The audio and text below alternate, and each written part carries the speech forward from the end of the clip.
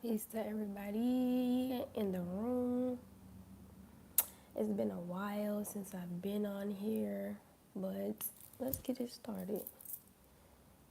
I'm gonna wait for some more people to come in. Let me check a couple things on here.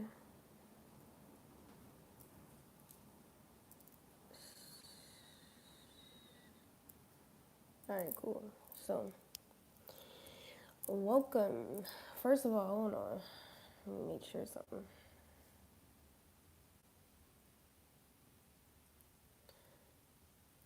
Okay, guys, let me know if y'all can hear me. Let me know if y'all can hear me.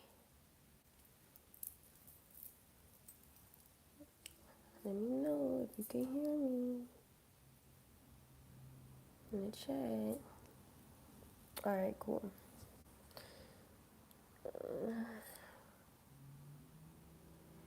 All right, so I'm gonna have to turn off the chat. Usually, I don't turn off the chat because I'm able to transmute negativity and comments and all this crazy shit, right? But we're just gonna get started. But I'm gonna hide the chat for now. Okay. All right. So cool. So how have I been? I haven't been on here in a while. I've really just been um, getting to know myself, taking each day at a time, being in the moment with myself, just really taking care of myself, taking care of my children, making sure that I have what I need. My timeline was altered, but everything happens for a reason. As a child, as I grew up, I always said to myself, everything happens for a reason. That's how I grew up. So when I go through things in life, I'm like, okay, this is happening for a reason, and I'm always looking at, okay, what could I learn? What could I apply to my life? Um, a lot of people don't really know me and don't really know what's going on in my life or how I process things and how I handle things. So there's a lot of speculation, there's a lot of question there, there's a lot of judgment, there's a lot of, you know, just like false information, you know. And on top of that, people will like want to make me out to be like this horrible person or this horrible mother, and that's just not the truth, and it's not fair. But people are entitled to how they feel. People are entitled to what they want to do, you know. And I just agree to disagree, And this is why I have isolated myself for so long. When you guys did see me isolate myself, and this is why I really don't have friends, and this is why I don't talk to people, because people have befriended me, and I thought that they were my friends, and I thought that they had my best interest, and then they turned on me in the process. And I've never done these people anything. I've given them things out of my own possession. I've reciprocated love to them. I've, been there for them if they need it. You know what I'm saying? So, like I said, people do what they want, but I'm not gonna allow people to just do whatever they want in my life. Like, people can't just come into my life and be my friend and then think that they can fuck over me and then still be cool with me. Like, that's weird. That's weirdo shit. You know what I'm saying? So, I think, if I'm correct, I think that is tied to the social media um, uproar, the social media drama, and all of that stuff. But guys, like, honest to God, for me personally, I'm a non-confrontational person. I don't like drama. I don't like arguing. I don't like fighting. I don't like emotional immaturity. When you guys did see me in the situation with, we're gonna call it CN. We're gonna call it carbonation. We're gonna call that CN. So moving forward, we're just gonna use the letter CN, right? But when you guys did see me go through that experience in my life, I was a bit confrontational and I was emotionally immature and things of that nature, because of the fact that I constantly felt like I had to protect myself. I constantly felt like I had to protect my child at the time. And yeah, I was just always in a war or in a battle. But I quickly realized that I don't need to be around people who want to fight me. I don't need to be around people who want to destroy me. I don't need to do that, you know? And so when I stop being friends with people and I leave them alone and I just be like, fuck this relationship, they get even more angry and then they, blast me or expose me, whatever that looks like, right? But we're gonna jump into the topic because I have other things to do. We're gonna jump into this topic that I have um, in the title. Why do I let my children call men daddy? There's a lot of misinformation that's going around about this topic. And I don't really talk about this topic because for me personally, I feel like I don't have to prove anything to anyone on the internet. Like, I don't know you guys. I don't know you people. I don't know what you guys got going on in your life. And I just don't feel moved to address things that are not true. And I don't feel the need to address things that are like negative. That's just not my style. But the reason why I'm here today is because I am feeling moved to tell my story because of all of the slander, all of the defamation. I don't think you guys realize how much defamation, is on me right now. And I'm not bothered and I'm not worried about it. It's just that I know that I have a purpose and I know that everything that happened on social media happened for a reason. And I know that there are other mothers who are going through the same things that I'm going through when it comes to narcissistic relationships, people befriending them and betraying them, people being manipulated, people being gaslighted at an all-time high. Everything that I've been through on social media is something that is happening quite literally in our community behind closed doors. I was just a person and a catalyst for all of this trauma, all of this negativity to show up in and show up through, so we could potentially address it. So that's why I'm here to address the overall trauma that our children are going through in the processes of us leaving narcissistic abuse, leaving domestic abuse, leaving emotional abuse, and even spiritual abuse. So, for me personally, when I had my first child, I never contemplated or even thought that I would have my first child the way that I did. Neither did I contemplate I would have my second child the way that I did. But that was a reality that I quickly had to come to terms with so that I can be okay with myself and love me fully. That was a part of my journey and something that I needed to go through in order to really love who I am despite what I go through and what I endure.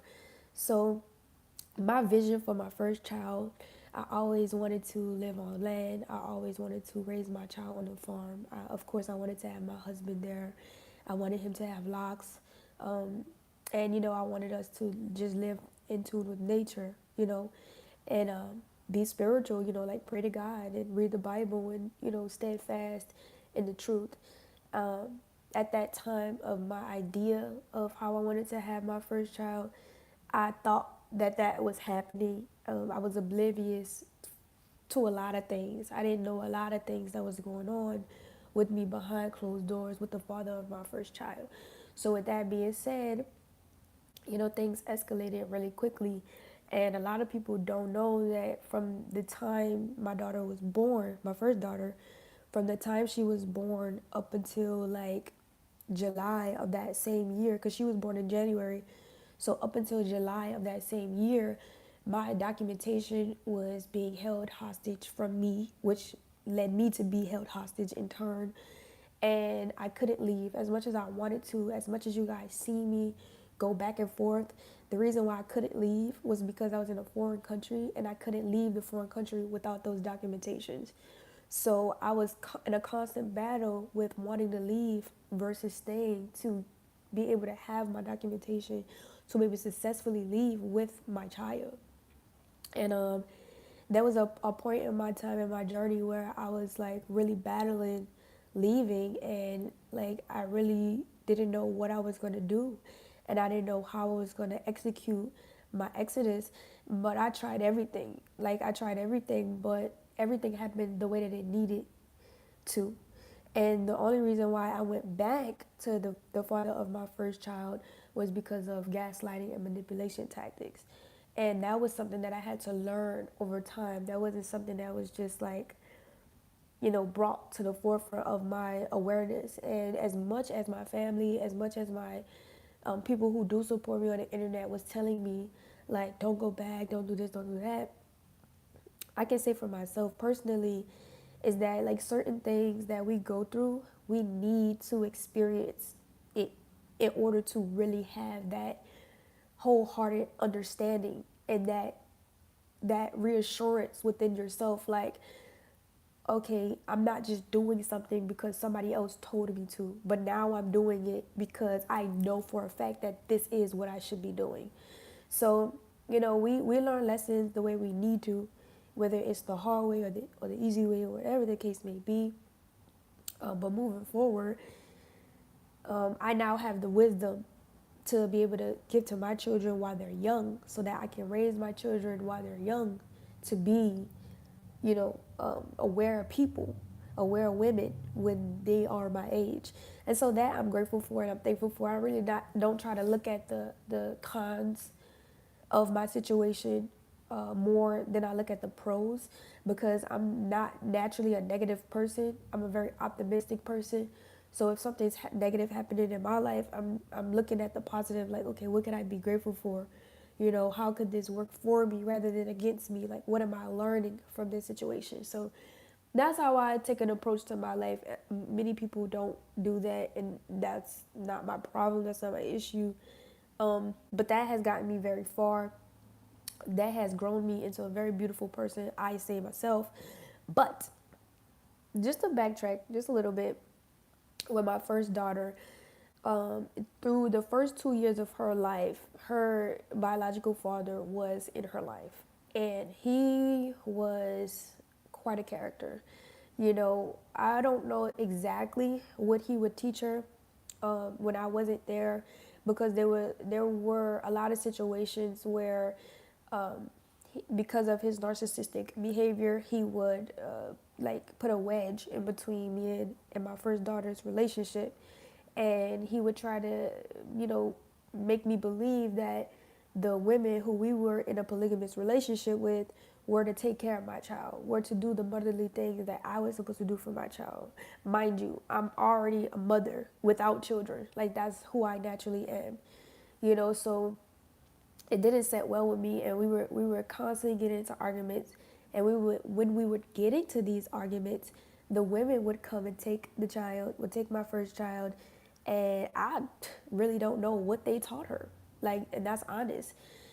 So in these moments where we would be done arguing, me and the father, we would be done arguing, and I would have to take time to like recuperate because I'm like so emotionally distressed. It was a lot going on emotionally and mentally for me. So I would take some time to myself after these arguments, and it wouldn't be extremely long, but I definitely would take time for myself. And he would be bonding with the child from what I knew, or maybe the other women were. And I don't know what he taught her, but what I do know is that he made himself very prevalent in her life. He made it known to her that he was her father, that he loved her, that he, I believe he pretty much loved bombed her. So by the time Eliana got to a point where she could talk, all she was talking about was her dad. She would always ask me about her dad, especially if we would leave and then we would go back and then we would leave. Eliana been through all of that with me. So she would ask me about her dad, and, you know, I would have to share certain information with her so that she could understand, so that she wouldn't, be confused about why, we weren't having him or her father in our lives. And so a lot of me telling her about her father, resonated with her. And because we were so isolated in carbonation, we were around like other people for a while. So when we actually went back home to my family, she called my dad. She would call my brother's dad. She would call random people dad. Like she didn't know the difference between uh, one man being her dad than another man being her dad. Like she didn't comprehend that. She just wanted her dad. You see, so I would be very emotionally like stressed out about that because like there's no way that you could tell a 2 year old, you know, like you probably won't ever be able to see your dad again without, you know, like it's a sticky and hard situation to deal with. So, you know, I had to then and therefore teach Eliana.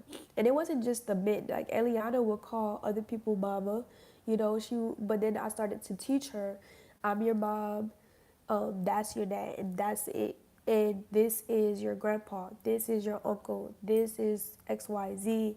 So now at that point, Eliana's like maybe 2.5, maybe, and she understands the difference between mom, dad, auntie, grandpa, mama, right? But now she's correlating auntie, like anybody who's young looking or younger in a younger bracket, if they look young to her, she's immediately calling them TT. Like, because Eliana has a level of respect. I raised Eliana to have a level of respect. So when she sees adults and they're younger looking, if it's a woman, she'll immediately call them TT. You see, she doesn't. She's just very respectful how she approaches adults.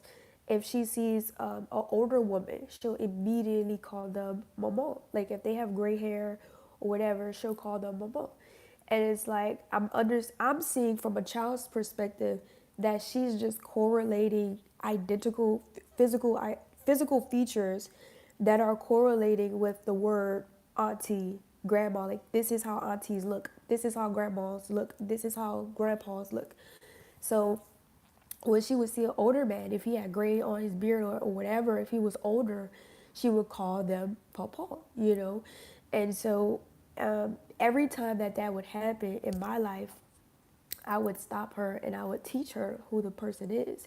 And Eliana has a very clear understanding of who people are in her life. You guys don't get to see that. You guys, that's like in the windows of my life. But I make sure that Eliana knows who people are, and I make sure that I tell her to stay close to me. And that's why she's always with me. But you guys wouldn't know that because that's not recorded. So I understand why you guys have this disposition online. Like you just let your child do whatever. But you guys literally caught small moments that were literally this big and you blew it up this big. Because after that small little moment, there were other things that happened that you guys have no idea about. So that's why I don't really get too caught up into like feeling some type of way about people saying these things about me, because at the end of the day I know you guys don't have other details about the situation to come to a fair and a fair judgment about the situation. So the first time you guys ever heard Eliana call someone dad was when I was in Puerto Rico. And I was in Puerto Rico, in fact, getting a protection order on her biological dad because he was fleeing from state to state, country to country, so that I wouldn't be able, excuse me, so that I wouldn't be able to have an address on him to usher a protection order to keep me and Eliana safe. So there was a sequence of events that happened where, and I was pregnant with Aviana at the time. I literally had to go to Puerto Rico, get a protection order, do all of these different things, and protect myself in the process. The men that was around me, I'm sorry guys, I'm kind of stuffed up, but the men, the men that was around me at the time, those men protected me. Whether I had relationships with them or not, that's not the point. The point is that they protected me from the infiltration of Eliana's biological dad that was a very abusive. So that I am grateful for, because without those men in place, it would have probably been worse. Her dad tried to break into the house that I was in, like, and all at the same time. This is the reason why I'm getting a protection order on him. So, long story short, one guy in particular, all of the other women, like the women that were there, they were not even like trying to help. They weren't even like aware. Like they just were like out of it. So one guy stepped up and he was like, listen, I can help you. I'll be able to, usher you here and there. I'll be able to protect you because I'm pregnant at the time. Like, I have a bump. So, like, he sees everything that's going on, and I'm like, all right, cool. Mind you, the police is there also because I wound up calling the police. I locked me and Eliana in the bathroom. I wound up calling the police, whatever. And the police is like, sees the severity of the situation because not only is Eliana's biological dad trying to break an entry into the home to harass me and do whatever he feels like he needs to do because he feels like he has ownership of me. He also has the other cult members standing outside the house talking to me like, you ain't shit, you need to let her have her dad in her life and all of this shit. And I'm like, bro, y'all getting abused too. Like, so it was like a whole posse, a whole mob against me and my baby while I'm pregnant. And I'm like, what the fuck? Like, it was crazy. So fast forward, the specific guy, he goes into the police car with me. I let the police know that this is a very dangerous situation. I'm gonna need this guy here at least to help, when you guys are not around. So me and that guy, we actually were friends, and we decided to move to another part of Puerto Rico because it was so much drama. It was too much, So me and him pulled our resources together, and we were able to protect ourselves and the child that was present at the time from all of the abuse and all of that stuff in the process of me getting the protection order. So when me and this guy was going through that together, Eliana was around him, and I never left my child around him unsupervised. I don't remember this one particular live where you guys may have thought that I let him bathe her or something like that, but that's not the case. What actually happened was the fact that he turned on the water to rinse off whatever it was that she had got dirty because she pooped. I was potty training her at this time. She pooped on the floor and she stepped in it. And so I went to get the wipes. I wiped her and he was like, I'll help you because you're live. So he went to go pick up the poop. He noticed that she stepped in it. So he turned on the water so that he could rinse her feet off. But this wasn't on camera. You guys weren't there for this particular moment. And I guess like in the midst of that or something, Eliana called him dad or whatever. But I didn't address it at that moment because I was already doing something. So when the cameras went off, mind you, Eliana had never called him anything at that point. Like she didn't know, like she didn't call him anything. You see what I'm saying? She only knew mommy. So after that situation was over, and stuff like that, she did call him daddy again. But I sat there with her in front of him. I sat there with her and I let her know this is his name, this is who he is. Your dad is XYZ. And she was like, oh, okay. So then she starts to call him his name. But this wasn't on camera. So you guys never got to see that footage. You guys never, this is details that you guys don't know about. So moving forward, anybody that I had come into contact with after that I've dated, like Aviana's father, Eliana wasn't around him that much to even be like daddy. You see what I'm saying? So she doesn't even have a connection with Aviana's dad to be able to have called him dad or whatever the case may be. But Eliana, from my acknowledgement, Eliana has never called anybody that after that particular moment, especially anybody that I was close to, because I've always told her, this is their name, this is XYZ, blah, blah, blah, blah. This is your grandma, this is your grandpa, this is your uncle. Mind you, she has a big family. She has five uncles, she has five aunties, she has a ton of fucking cousins. Like, so Eliana has a huge family. So with that being the case, oh, excuse me, guys. As my emotions are coming out. Excuse me. Water has been spilling all over the place. Water is coming out of my nose. Oh my God. So good. We're releasing. So good. So anyway, fast forward. The next person that Eliana calls dad is Solar, right? Eliana calls Solar dad. Granted, I allowed Eliana to call Solar daddy. I did. I allowed her to do that because I personally felt like regardless of the ups and downs Solar and I have, I felt like he was worthy of it. And the reason why I felt like he was worthy of it is because of the fact that whether he has children or not, what he offered me, and regardless of whatever we went through emotionally together and whatever that was, and with the lies and all of that shit, that's not the point. The point is that what he offered to my family in the midst of everything that I was going through was something so valuable to the point where I'm literally still implementing it into my life. And this has helped me parent my children better. And what I mean by parent my children better is this.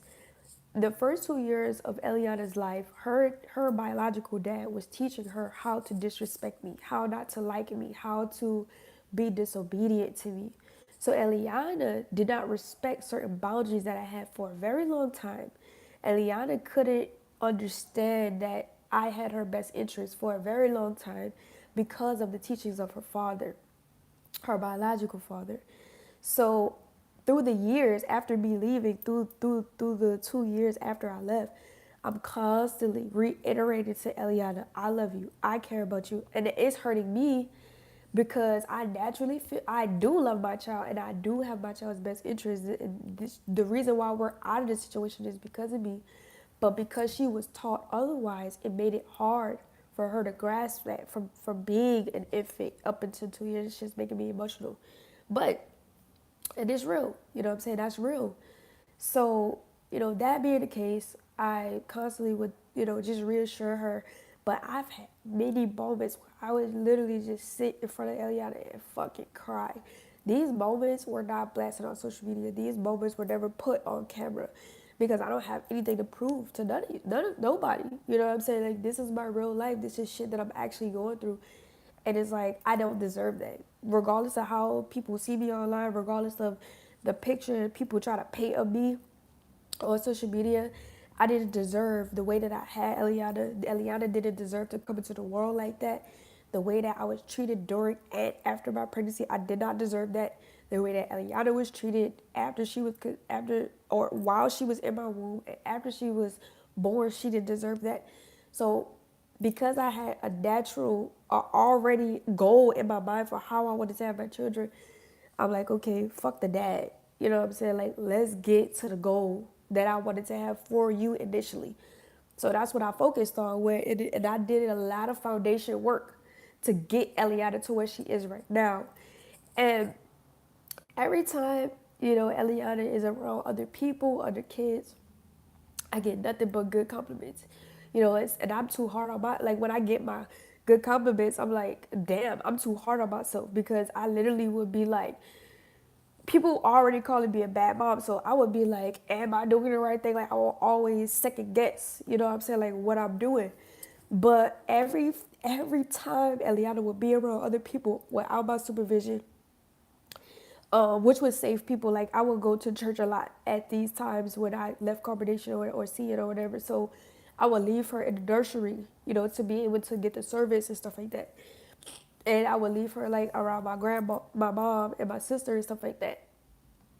And I also opened up a child protection case on myself, and I opened up a in-home Every Child Succeed program on myself to where a social worker would come every week to see me, to evaluate me, and everything like that, to make sure like whatever.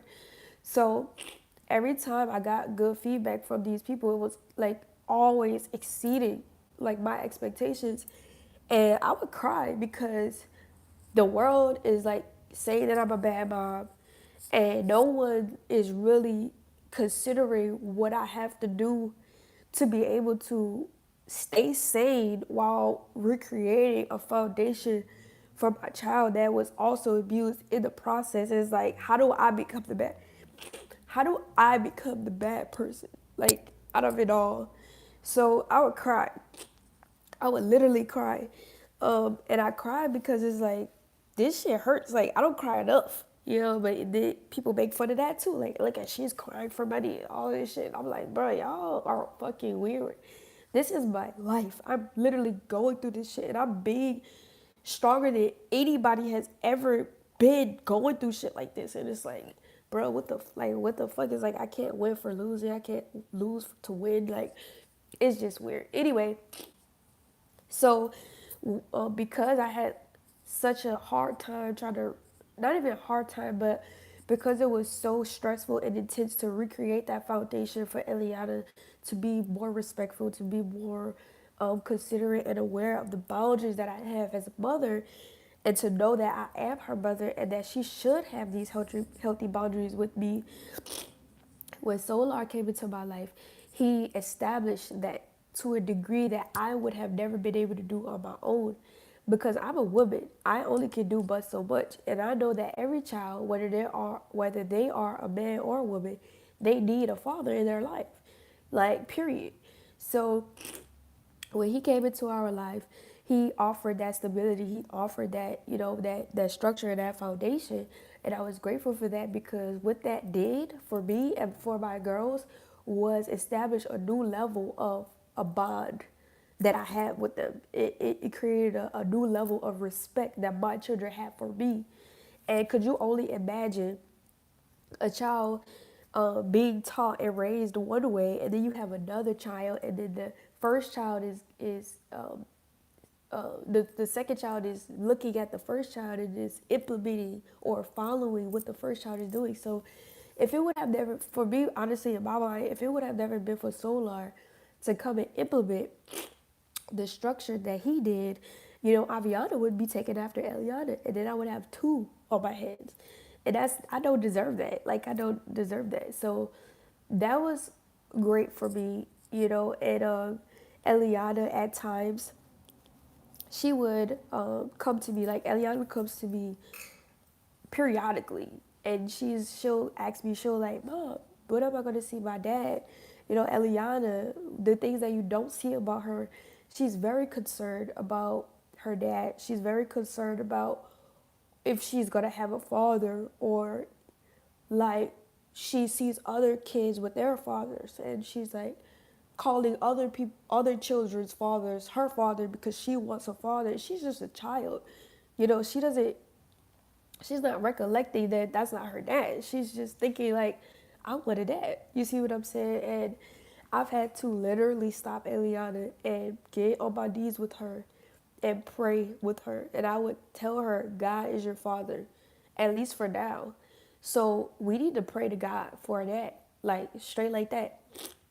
And I would tell her that every single time she would ask me for a dad. I'm like, we gotta pray to God for a dad, because, it can't come any other way. You see what I'm saying? So the way that me and Solar came together, I thought was very spiritual. I thought was very, and I still do think that it was very spiritual. It was very mystical. It was something that I had never experienced before, not even with the fathers of the two children that I do have. So that reigned to be something different to me. And that's why I considered, even congruent to the fact that he did lay down some law and some boundary and some respect in the home. That was very significant. That was very significant. And when I was going through the child protection in the Every Child Succeed program, I would confide in the social workers about how Eliana was raised, by difficulties. And they gave me different ways to cope with it. They gave me different activities to deter her mind and redirect her energy from it, and I'm currently right now in the process of taking parenting classes. I have took therapy before, but that's something that I'm looking back into again. So it's like, it's a lot of things that you guys don't know about me that I don't just put out on social media, because at the end of the day, it's not any of you guys' business, number one. Number two, people are trying to like bring me down and destroy me at an all-time high for some reason. And I'm just like, bro, both of you minding my business. Does it really matter who I had a child for, or if I'm gonna have another baby daddy? Like, does that really matter? Is that affecting your life? Like, it just doesn't make sense to me, the capacity and the level of which people are trying to bring my life to, when all I'm trying to do is live in a peaceful life, create a peaceful lifestyle for my children, and mind my business. I don't know. I'm not even into the social media world. Like, I don't even know half the shit they say about me, but I really don't care, because my character is going to shine past it all. So it is what it is, and people can say what they want. I really don't give a fuck. And I really don't care. So with that being the case, but that's why I allowed Eliana to call call Solar Daddy, and I thought that, um, at that specific time, as I'm allowing her to call Solar Dad, I'm looking at Solar as like long term. Whether you guys look at Solar for me as long term or not, it really doesn't hold any weight. What holds weight is how I look at the situation, and it's like we have we all have our different opinions about things, about people, but we cannot live each other's lives for each other. So it's like there's a fine line between judgment and just outright getting rid of somebody or discarding them and chalking them up to be shit just because you think that they should be doing something that you think that they should be doing in so many words. So, that's a thing. That's a thing. But outside of that, I haven't, like, Eliana doesn't call anybody daddy. You know what I'm saying? Like, it is what it is. Like, for the most part, she's mostly around women for the most part. And if she does come around a guy, because of the fact that I was raised with respect for my elders, I teach Eliana how to have respect for her elders. So if she comes around a guy and it might not be her actual blood relative or something like that, I still tell her to call them uncle. I tell her to call women auntie if they are in that caliber, you know. But if it's a situation where I'm not close to those people, I would tell her like this is their name. But even in the midst of calling them auntie, I'll be like auntie such and such, uncle such and such. But she opts to and chooses to just say auntie and uncle because that's easy for a toddler. She's a toddler. She's not recollecting all of those. Like it's just weird. But anyway, social media has made it seem like excuse me. Social media has made it seem like I just allow and have my children around any and everybody, and that's not true. People have become my friend. Like for instance, when I lived in Ohio, there was a girl. I went to a breastfeeding celebration, and when I went to this breastfeeding celebration, I was with my children. I had no friends in Ohio. I had no friends in Ohio, and I lived there for over a year. I would do everything by myself. I would grocery shop with my children by myself. I would go to the laundromat and wash my clothes with my children by myself. I did all of these things by myself. The people that I would talk to and confide in was my social workers. So, and my social workers were even trying to bring me into like mommy cafes so that I can make friends, etc. But I never felt comfortable because there was always this thought in the back of my mind like people are literally trying to like be my friend to like do some weird shit. So when I finally let go of that fear, right? I went to a breastfeeding celebration and there was this woman there, and she's on social media right now talking shit about me. You know what I'm saying? This is the lady who came to my house and recorded the inside of my house and our conversation without me knowing, and thought that I was not possibly gonna find out. But I met her at a breastfeeding celebration. This is the girl named Dage. I met her at a breastfeeding celebration, and if I'm such a bad mom, why would I be at a breastfeeding celebration? Come on now.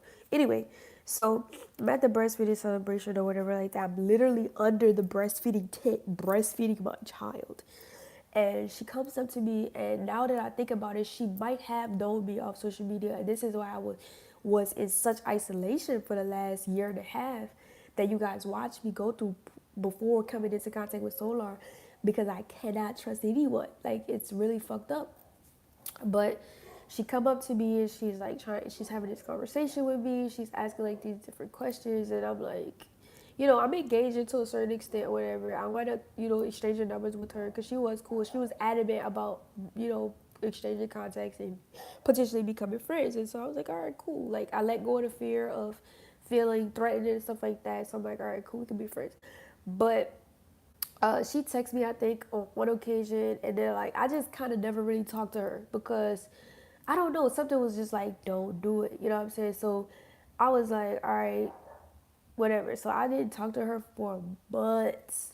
Months. Mind you, I don't have any other friends that I talk to, whatever. So when Solar came into my life, um, with the belongings that I had that my supporters donated to me, which I'm very grateful for and I'm very thankful for, I felt the need to pay it forward because at that point I had to leave Ohio because people were stalking me, people were following me around on the public transportation, people were finding me at grocery stores. At that point, people knew where I lived and I didn't even know. Like people was stalking me to a whole other degree. Like I would have mail and the mail would come up missing. Like I didn't know where the mail was. Like in the neighborhood, the people in the neighborhood weren't safe. So I'm just like, and I had no choice but to live in this neighborhood because of being a low income single mother. And then we already know how that goes. So I felt in danger there. So when Solar came to be with me, it was like there was so much clarity in the fact that, yeah, we're not safe here. You're not safe here by yourself. You know, there was so many other in the window things, and not only that, I had to report to my case managers, I am not safe here. This is what's going on. Mind you, I had already told my social workers, all my case managers, I told them, this is what happens to me wherever I go because of my first daughter's father. There is so much social media defamation and bullying and harassing to the point where I can't even be stable enough and feel safe where I am stable. So people want to make fun of me and say like, why did you leave your home? You had a whole house and da da da da da. That shit was not safe, bro. Like as much as I wanted it to be, as much as I would have, cultivated that more, it wasn't. So the things, just to forward up a little bit, the things that were in my home, my belongings that my supporters had donated to me at that time or whatever, which I'm very grateful for, I felt the need to pay it forward because there were so many single mothers around me, including that girl Dage. Like, well, she wasn't a single mother, but I could tell she needed things, that her own fucking husband wasn't providing for her, and I am being single, and I don't have no man, and I'm literally living it up. So, with that being the case, I'm thinking to myself like, who can I give this stuff to? Because I'm not gonna charge money for it when somebody else paid for it for me. So I'm thinking in my mind, I can give it away to people who actually need it. So I wind up giving some of the stuff away to a mother who really needed it, who lived next door to me. She had children, and her children had children. Like she needed it. So that was a Christmas for them, like literally a Christmas for them. And then I'm thinking to myself, like, who can I give the rest of this stuff to? So Dage was the only person that came up in my mind because of the fact that I had no other friends, I had no other connections in Ohio. So I wound up giving her all of the rest of the things that my supporters gave me because I would have never been able to buy a U-Haul truck, find somewhere else to live, do all of these other like that was just way too much like at the time. You know what I'm saying? And then in the process of that, me and Solar broke up and I wound up putting him out and he wound up leaving. Like it was a mess. It was a fucking mess. Like it was. And so but at that juncture I still knew that I had to leave. So days she comes by, she's getting all the things, and I'm thinking that I'm confiding in her. Like I'm thinking that yeah, I could consider you a friend. Like I'm telling her my personal business. Like people try to take my audio and try to make it into something that's like bad or whatever the case is. But if I'm having a conversation with another adult, children cannot just come in the middle of that conversation and just start talking as if no, there has to be a level of respect. Eliana, when I'm talking to someone or I'm doing something, she has to say excuse me. She has to have manners. She has to be polite.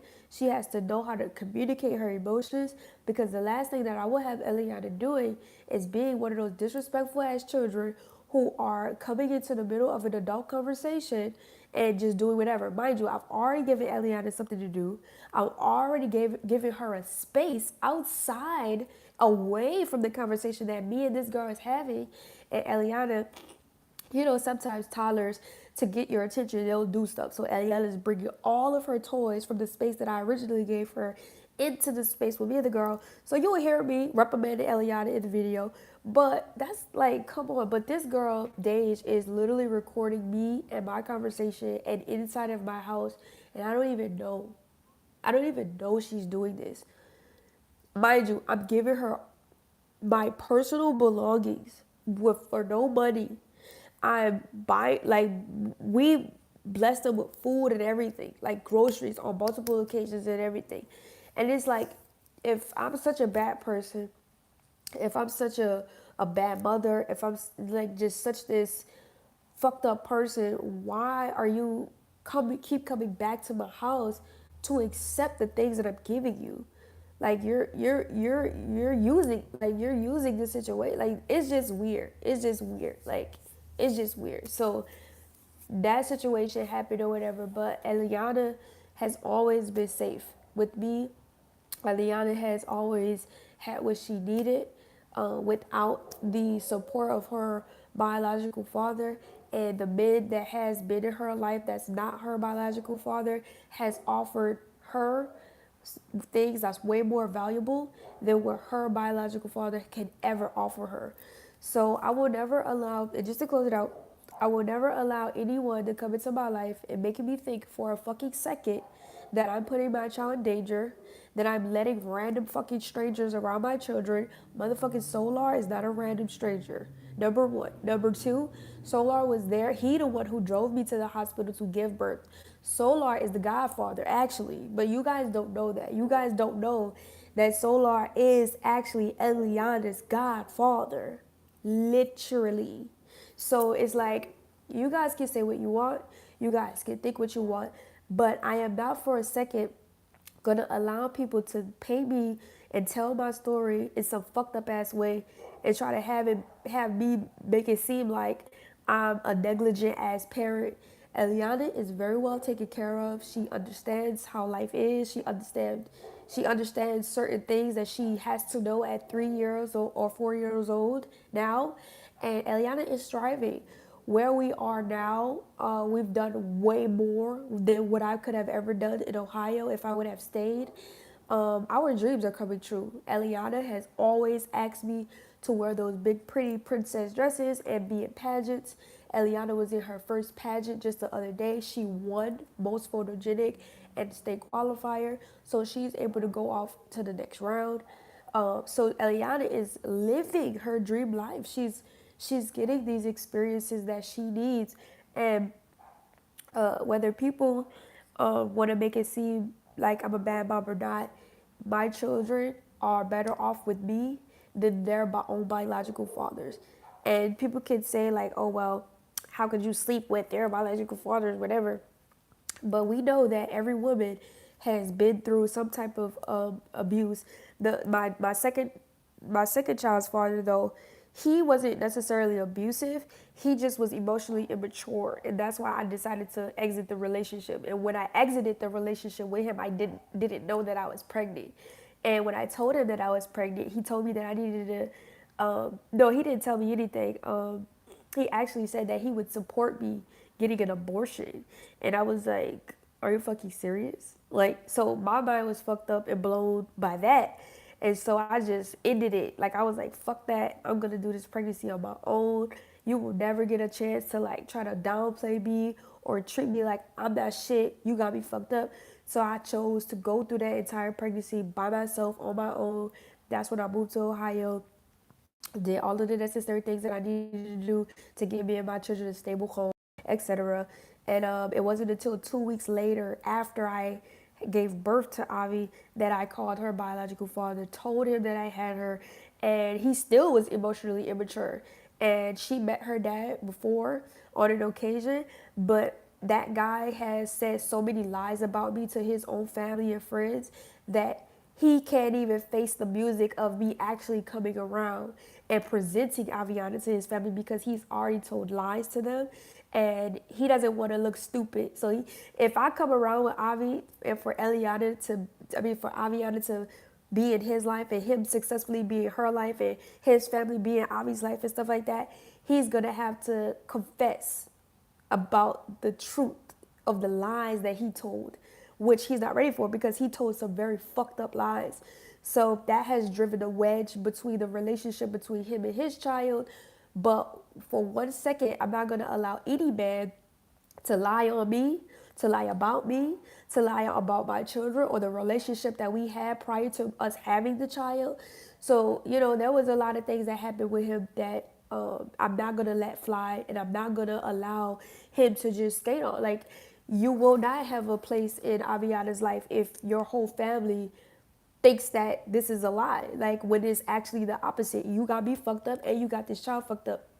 So, again, I choose to take care of my children by myself. I really don't mind it. I love my children. I love myself.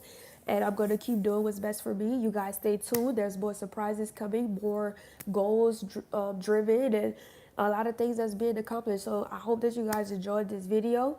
Yeah, to the haters, God bless you. I wish nothing but the best for you. I hope that you come up out of the negativity and the miserable ass slumber that you're in, because what you give out is what you get back. And I just wish everybody nothing but the best. And everybody, just stand in your truth. Tell your story. Don't let nobody tell your story for you.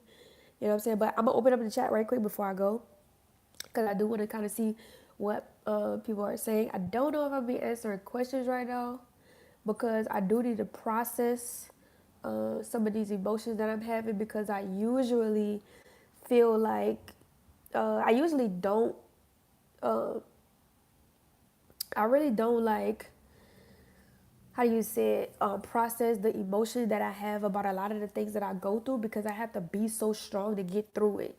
So most of my emotions I block out, and I try to just like get past it, because I still have to be a mother. I still have to show up for my children. And I feel like if I take on the amount of emotional distress that I have, I'm not gonna be mentally and emotionally okay to be able to be a mother. So I block it out, but I deal with it in increments. And like this video is kind of exuberating that for me. So I am gonna take my time to just like really be patient with myself, be graceful with myself, and just give myself the time that I need to heal through this situation. Because there are other factors now that have added on, to what I am going through or whatever. But I see you guys in the chat. Welcome. I appreciate you guys for being here. You know what I'm saying? But yeah, yeah, exactly. I really don't care what people think. You know what I'm saying? My choices are my choices. And the choices that I've made, I've learned from. So whether you agree with my choices or not, that's not for you to judge. Like, that's not for you to judge. My choices is what I'm experiencing. And what I'm experiencing is what I have to learn. Like, who are you to tell me, like, what part of life is that? Like, who are you to say that my choices were bad choices? Because you don't know if those choices that I made have landed me in a better position that I once were in. You don't know that. You can't say that. So, like, fuck all that. Like, y'all got too much, like, emotional tie to shit that don't even matter. Like, y'all take things and, like, look, the way that I look at life might be different from how you look at life. But that doesn't mean that I need to be I'm not the type, people would call me arrogant for this, but I'm not the type of person to listen to what other people are telling me to do, because to my acknowledgement, none of us have it together. And we're all fucked up, and we're all going through fucked up shit. So we're all learning, period, at the end of the day. That's just it. There is certain advice that I do take, but some advice I'm not taking it, because at the end of the day, I might actually need to go through that to get through what I'm going through, and learn and have the wisdom wholeheartedly to live in my own true authenticity. That's not for you to come into my life and take away. And if you feel arrogant because I'm not, if you feel like I'm being arrogant because I'm not listening to you, that's your problem. Like, go in a corner and suck your thumb and talk to yourself, because at the end of the day, I'm going to do what I'm going to do. Period. I'm going to live how I'm going to live, because I have a purpose and I know to some degree what's going on. And I'm not going to allow people in my life to make me think like, Oh, you don't know what you want. You don't know what decisions to make. No, no, no, no, no, no. I know what I'm doing. Even to so much to a degree where if I don't know what I'm doing, shit hits the fan and I'm like, that's why that happened. Oh, okay, okay, okay, that's why that happened. You guys are not in my personal life to know all of the individual details about what's going on and what's not going on. So you guys cannot judge the decisions that I'm making. I don't judge the decisions nobody make. Period. What the decisions people make is the decisions people make. And I'm definitely not into being into people's lives and telling them how they need to live their life. Velvet Gabriella is gonna live her life the way she sees fit. Period. Under and in any circumstance, whether I have made a commitment to you or not. I'm going to live my life the way that, and if I choose to be with Solar, that's what's going to happen. If I choose to not be with Solar, that's what's going to happen. If I choose to go from here to over in Timbuktu too, that's what's going to happen. But one thing that I do know is that I'm always going to be provided for and protected for because that's all I've ever done for myself since I was a fucking child. And I'm going to give that to my children because my children deserve what I didn't have when I was a child. And I'm not going to let people come into my life and make me feel less than what I know I am and make me feel like I'm incompetent in some fucking way. I know what I need to do. I know where I'm headed. I know where I'm going. I know what I want and I know what I don't want. And I know where I don't want to be. And I make that very fucking clear to everybody who comes into my life. And if I don't say it, you can feel it. Period. And so if people don't like that, move around. Get from the fuck around me. Leave me alone. And that's where people get mad at me because they be like, oh my God, she doesn't want me to manipulate her. She doesn't want me to control her. Nigga, you stupid. You dumb. You sound weird. You sound like you need something to hold on to and attach yourself to. And because I won't allow you to do that to me, now you in your feelings. You're weird. You're a vamp. You're a negative ass person who needs to hop on some type of bandwagon, some type of clout chase so that you can feel good about yourself when you really need to be doing your own shadow work, focusing on the shit that you need to be doing in your life while you so constantly worried about what I'm doing in my life and the decisions that I'm making in my life. Worry about your shit. Worry about your lane. Stop trying to be in mine. You see what I'm saying? And that's just the truth. And if you don't agree with me, you can simply stop watching me. But you know what people do? They comment on me. They try to find some way to be my friend to like make me look bad or like y'all are weird as fuck. And this is why I don't have friends and this is why I don't trust nobody. And the people that are around me, I'm fucking struggling to trust them. Like literally because there's so much fuck shit going on around me. Like even if I was to go back home to my hometown, like I would be so depressed. I would like it would be multiple things that would just go bad. Not only that, that's my hometown. People know me there. So everywhere I go, I'm constantly being stared at. I'm constantly being looked at. I'm constantly being talked about. I don't got time for that shit. I don't have time for it. You know what I'm saying? And at the end of the day, I'm just gonna be myself wherever I am, wherever I go. And if people agree with that, if people like me, then they do. Congratulations. But if they don't, fuck them. That don't have nothing to do with me. I'm not about to lower my standards and lower who I am to be around people that want me to be less than who I am. I'm not doing it. Period. And you can call me arrogant. I just know who I am. I know what I have to offer. I know how I feel naturally. And I'm not going to allow you to treat me like I'm less than what I know I am. Period. So, with that being said, I'm on my way out of this live. And I'm just going to let this video circulate and do what it got to do. And I'm just going to continue to buy my business like I was. And I appreciate you guys. You know what I'm saying? And I love y'all. Until next time. Later.